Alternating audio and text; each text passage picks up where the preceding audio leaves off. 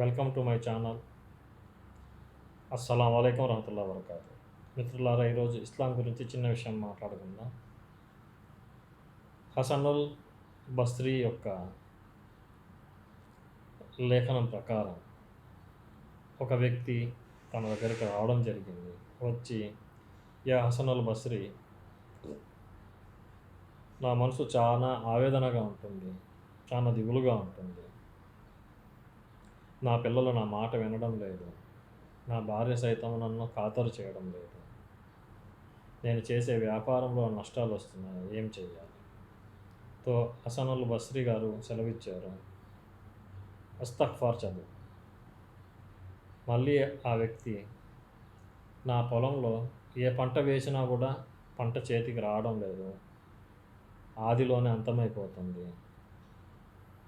నేను చాలా మెరుగైన విధానంలో నేను పంట వేస్తున్నాను, మెరుగైన పద్ధతిలో చేస్తున్నాను, అయినా పంట చేతికి రావడం లేదు, నాశనం అయిపోతుంది, ఏం చేయాలి?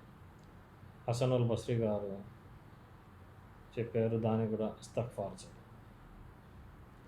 ఆయన సరే అని వెళ్ళిపోవడం జరిగింది.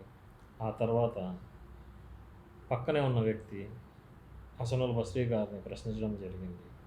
ప్రతిదానికి మీరు ఇస్తగ్ఫార్ చదవమని చెప్పారు అంటే హసనుల్ బస్రీ గారు వివరించారు, ఇది నేను చెప్పలేదు, నా అల్లాహ్ సుబ్హానహు వ తఆలా ఖురాన్ షరీఫ్లోని సూరె నూహ్లో నూహ్ అలైహిస్సలాంకు ఈ విధంగా సెలవిచ్చారు, ఎటువంటి కష్ట పరిస్థితి అయినా, నష్ట పరిస్థితి అయినా, ఆవేదకరమైన పరిస్థితి అయినా అన్నిట్లోనూ ఇస్తగ్ఫార్ చదువు. ఇస్తగ్ఫార్తో నీకున్న కీడు తొలగిపోతుంది, అది నీకు ఆశీర్వాదకరంగా మారుతుంది, నీకు లాభాలు, సంతోషాన్ని, మనశ్శాంతిని అన్నిటినీ అందిస్తుంది.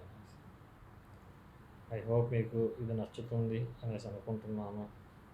Please like and share my channel. జజాకుముల్లాహ్.